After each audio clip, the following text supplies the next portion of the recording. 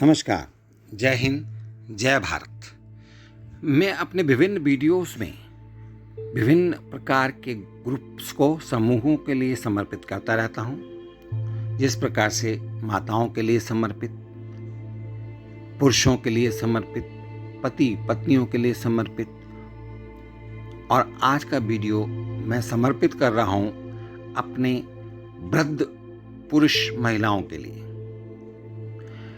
यहाँ पर मैं ये कहना चाहता हूँ कि जैसे जैसे आयु आपकी बढ़ती है वैसे वैसे आपके अंदर महसूस होता है कि अभी आप जिस ऊर्जा के साथ 30-35 वर्ष की अवस्था में आप काम करते थे वह ऊर्जा अभी आपके अंदर कुछ कम हो गई है। हालांकि विभिन्न प्रकार की शारीरिक अभ्यास, फिजिकल एक्सरसाइज करते हुए कई बुजुर्ग, कई वृद्ध अपने शरीर को एकदम स्वस्थ रखते हैं, परंतु हड्डियों के संबंध में मैं बताना चाहता हूँ कि जिस तरह से हमारी आयु बढ़ती है तो उस समय पर हमारी हड्डियों के ऊपर असर पड़ता जाता है। और एक सूत्र भी है कि फ्रैक्चर का खतरा बराबर बाहरी क्षति बल डिवाइडेड बाई हड्डी का घनत्व। मैं अब हड्डियों के घनत्व के निर्धारण की वकालत नहीं कर रहा हूं, क्योंकि बुजुर्गों को निश्चित रूप से ऑस्टियोपोरोसिस होगा और उम्र बढ़ने के साथ ऑस्टियोपोरोसिस की डिग्री निश्चित रूप से अधिक गंभीर होती जाएगी और फ्रैक्चर का खतरा निश्चित रूप से बढ़ ही जाएगा। बुजुर्गों में फ्रैक्चर का खतरा अधिक होता है क्योंकि विभाजक मूल्य हड्डी का घनत्व छोटा और छोटा होता जा रहा है, इसलिए फ्रैक्चर का खतरा निश्चित रूप से बढ़ जाएगा। इसलिए बुजुर्गों के लिए फ्रैक्चर को रोकने के लिए सबसे महत्वपूर्ण उपाय आकस्मिक चोटों को रोकने के लिए हर संभव प्रयास करना चाहिए। अर्थात सभी वृद्धों को, सभी बुजुर्गों को काम आसानी के साथ और शांति के साथ करना चाहिए।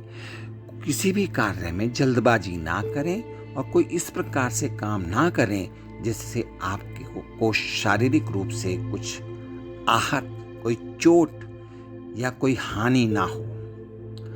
और इस क्षति को कैसे कम करें इसके संबंध में मैं आपको बताना चाहता हूँ। आकस्मिक क्षति को कैसे कम करें, तथाकथित रहस्य के 7 पात्र हैं जिन्हें मैंने संक्षिप्त में प्रस्तुत किया है, जो हैं सबसे पहले सावधान रहें, फिर से सावधान रहें। अर्थात हमेशा attention please, attention please, attention please. ये बात आप अपने मस्तिष्क में विराजमान कर लीजिए। और इसके अंतर्गत विभिन्न प्रकार के उपायों के अंतर्गत जो मैंने आपको बताया कि attention please, attention please, attention please, अर्थात सावधान रहें, सावधान रहें, सावधान रहें। इसके लिए कुछ ऐसे उपाय हैं जो उपाय आपको करने पड़ेंगे। अगर आप वह उपाय करेंगे तो आपको शारीरिक हानि नहीं होगी, फ्रैक्चर नहीं होगा, क्योंकि वृद्धावस्था में फ्रैक्चर होने से आपके लिए आगे की जिंदगी बहुत ही दुखदपूर्ण बन जाती है। तो इसमें सबसे पहले मेरा कहना है कि कभी भी कुछ करना है या कुछ पाने के लिए, कुछ उठाने के लिए कुर्सी या स्टूल पर खड़े ना हो, चाहे वह नीचा स्टूल ही क्यों ना हो, छोटा स्टूल ही क्यों ना हो, कभी भी ना खड़े हों। कोशिश करें कि बरसात के दिनों में बाहर ही ना निकलें, क्योंकि बारिश के समय में बाहर की मिट्टी में फिसलन हो जाती है। हम तो वृद्ध अवस्था की बातें कर रहे हैं, बुजुर्गों की बातें कर रहा हूं मैं। यहाँ पर तो छोटे छोटे बच्चे और एडल्ट यानी कि वयस्क नौजवान भी फिसल जाते हैं, जिससे आप अगर बाहर नहीं निकलेंगे तो ठीक है। अगर बाहर निकले, फिसल गए, फ्रैक्चर हो गया तो आपको शरीर के हानि झेलनी पड़ेगी। फिसलने से बचने के लिए नहाते समय या शौचालय का उपयोग करते समय विशेष ध्यान रखें।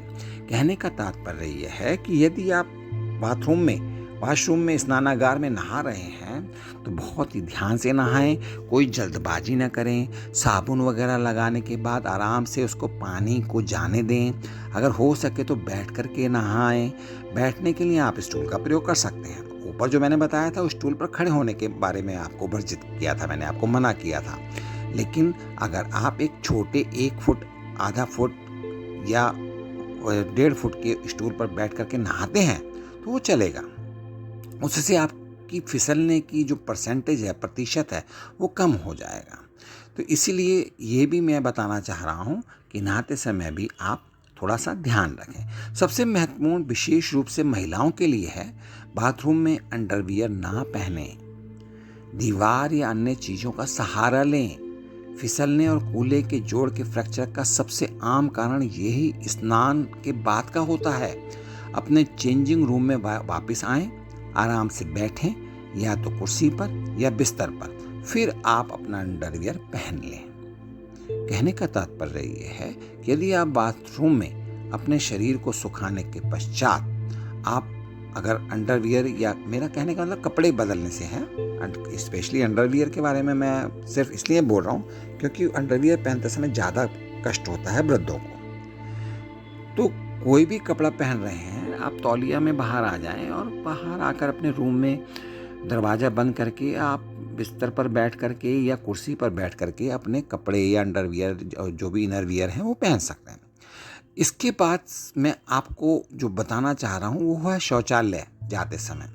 शौचालय जाते समय सुनिश्चित कर लें कि बाथरूम का फर्श सूखा है और फिसलन वाला नहीं है। केवल कमोड का उपयोग करें, लेकिन साथ ही कमोड से सीधे उठते समय उसे पकड़ने के लिए एक हैंड रेस्ट भी लगा लें। कहने का तात्पर्य यह है कि यदि आप वृद्ध हो चुके हैं तो आपको एक हैंड रेस्ट लगाना चाहिए, जिससे कि वॉशरूम में उठते समय आप उसको पकड़कर आसानी से उठ सकते हैं। नहाते समय भी यही सच है। नहाने के स्टूल पर भी बैठ करके आप नहाते हैं तो वहाँ भी एक हैंड रेस्ट ऐसा होना चाहिए जिसको आप पकड़कर आसानी से उठ सकते हैं। तत्पश्चात मैं आपको बताना चाहता हूँ कि बिस्तर पर जाने से पहले घर में फर्श को साफ करना सुनिश्चित कर लें और फर्श गीला होने पर दोहरी देखभाल करें। अर्थात यदि आपका कमरे का, रूम का, हॉल का अगर वॉशरूम गीला है या गंदा है तो उसको क्लीन कर लें, सुखा दें।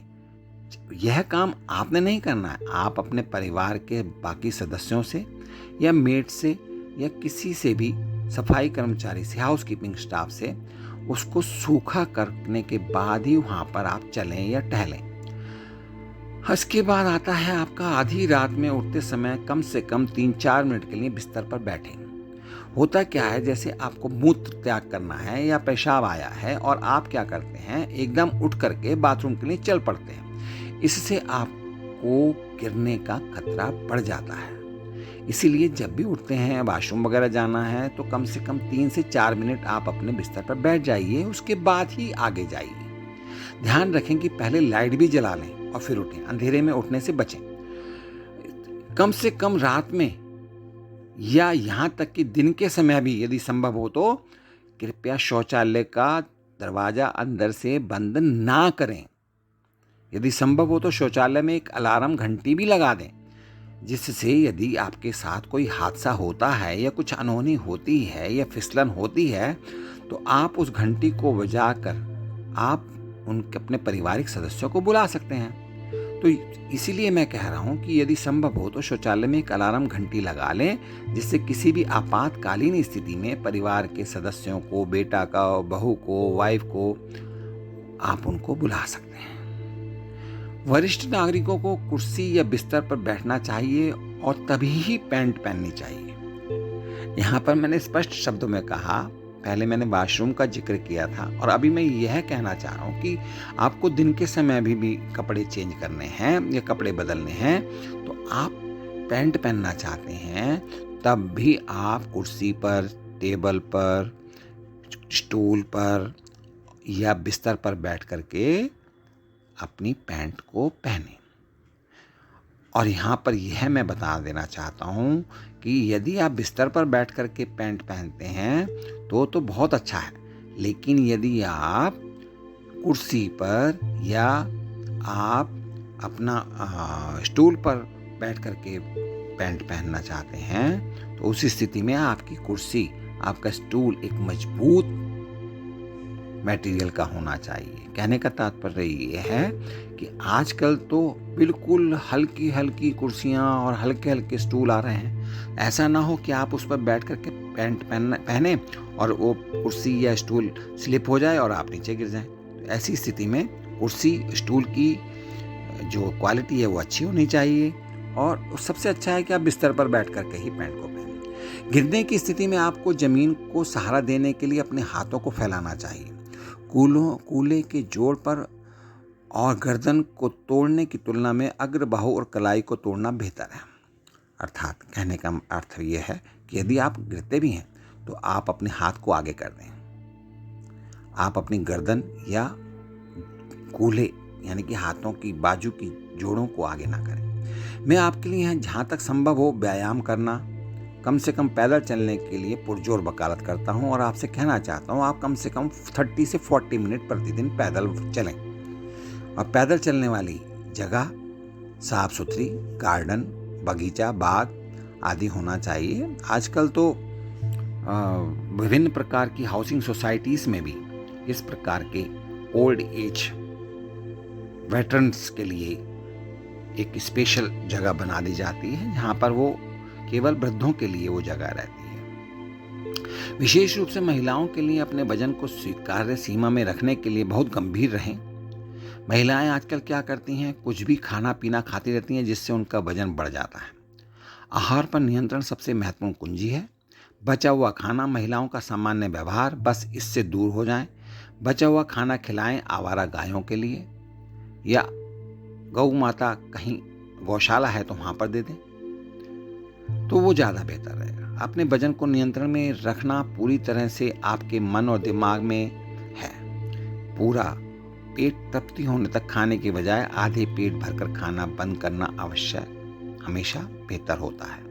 यहाँ पर मैं अपने एक शब्द जो मैंने ऊपर प्रयोग किया आवारा गायों का, वो आवारा गायों की जगह में क्षमा चाहता हूँ, वो गौ माता के लिए मैं कहना तात्पर्य है मेरा कि गौ माता को आप अपना बचा हुआ भोजन दे सकते हैं। अगर आप ज़्यादा खाना खाएंगे तो आपका वजन बढ़ जाएगा, आपका जो वेट है वो बढ़ जाएगा, जो कि काफ़ी नुकसानदायक रहता है।